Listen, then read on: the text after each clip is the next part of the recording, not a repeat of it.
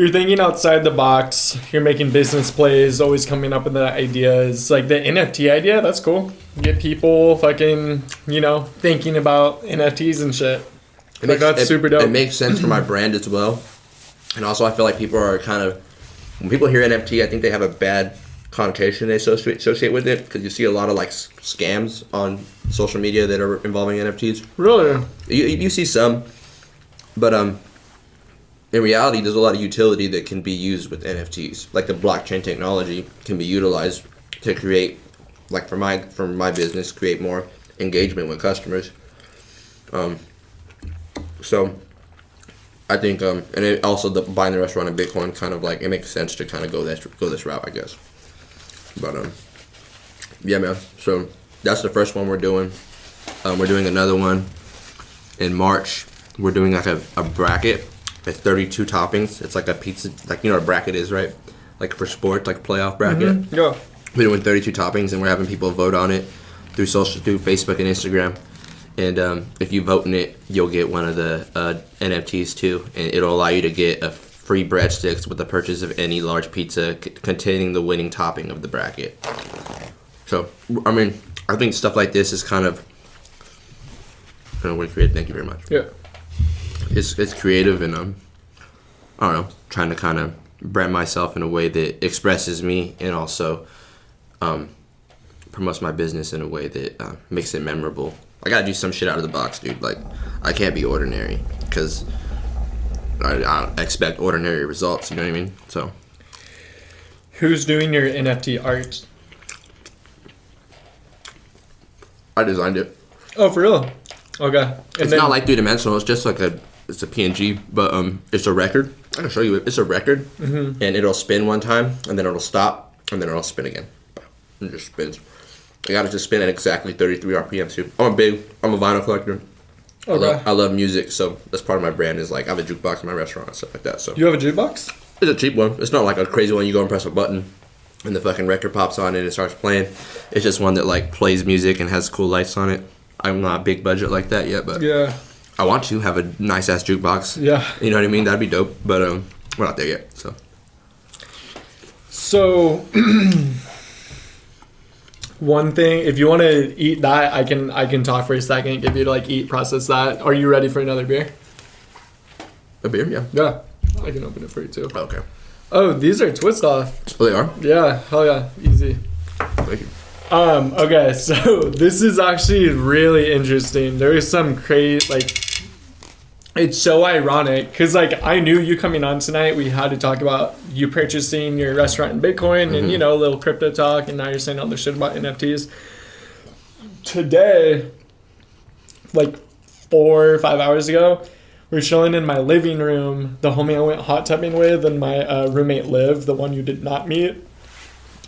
I forgot if it was me or them. Somehow crypto and NFTs got brought up, and we had like this big ass debate in the living room, and it's just ironic because you came out tonight. Like pretty much all today has just been NFT talk and crypto talk. But where I was going with it, they weren't like fuck crypto and fuck NFTs and shit. They were like listening to the little video that I put on. It was a podcast, and I put on.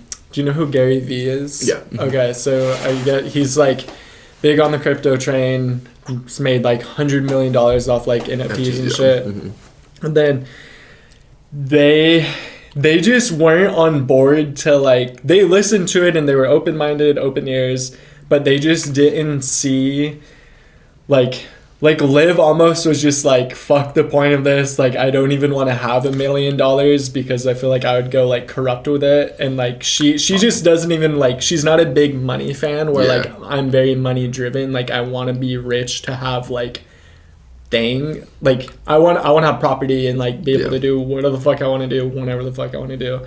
And then the other homie, Alex, he was like, dude, like, I can see where it's going. I just don't think it's going to be as big as what everybody is saying it's going to be. I would rather spend all of that money investing into my house because technically he is like a property owner now.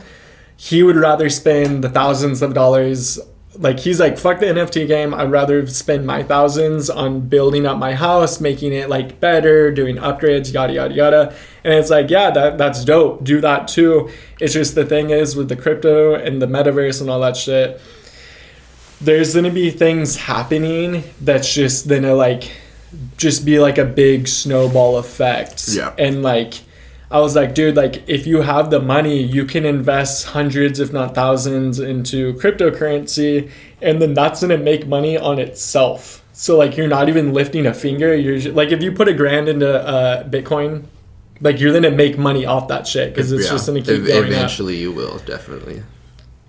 And it's just like they just weren't about that. Like, that was not their vibe. And I was just like, dude, like, like, they were like, yo, Laser, like, we respect your passion. We see what you're, you know, kind of about and stuff. Like, we would just rather put our money other places. And I'm like, dude, this is such a dope platform to either, like, make money off it. And then one of the things that they were saying is, like, dude, like, we don't want to see these, like, multi-millionaires like talking about themselves and their life. Like, they should be focused on spending all of their shit on solving problems like homelessness and like world hunger and shit. And like, yeah, that makes sense, and who knows, they could be doing that. It's just like, I don't know, I just think the metaverse is like a dope platform, and it's gonna be here in our future. Then I was also seeing all the things with the NFT, how it ties into the real world, the physical world, and it gives you like your thing, like you get the NFT on the 222 thing, and you get that deal the rest of your life. Yeah. That is a physical tie. Exactly. Or like if you buy another NFT other places, that's like your ticket into parties. Yeah. And they just weren't about it, and I was like kind of sad. You see what I mean? You see what I mean about the negative connotation with NFTs and crypto? That's what I'm talking about. Is I think it's more so like, I think people get it, but they don't see the full use of it yet, and I think it'll show. You know, like, yeah, I think so.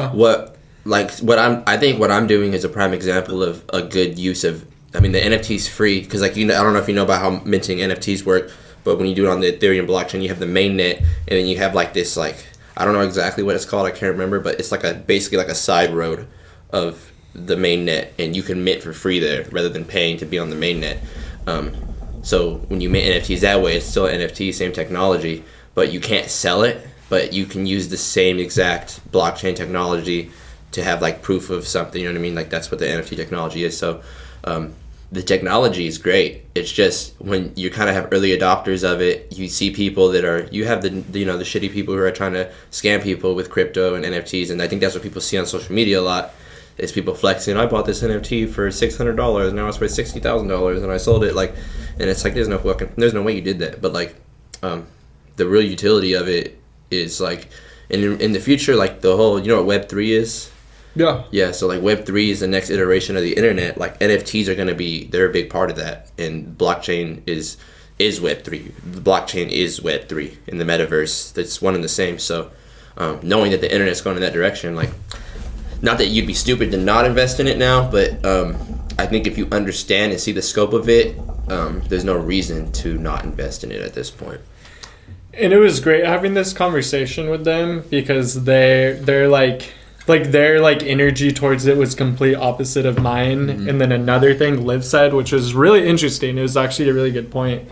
She was like, I want to see a girl talk about this. Like, me personally, like, I was like, oh shit, like, that is kind of interesting. Like, I haven't seen any women that I know in real life, or like on any like platforms that I haven't seen any women talking about crypto, NFTs, and the metaverse and shit. I don't think and it's kind of weird. Like, why is it? It kind of feels like a guy thing. I only talk to crypto about dudes for some reason. Me too. You know? Me too. And then Liv's shit was like, yeah, like, I would rather see these people spend all this time and energy on like fixing the planet. And I was like, fair points.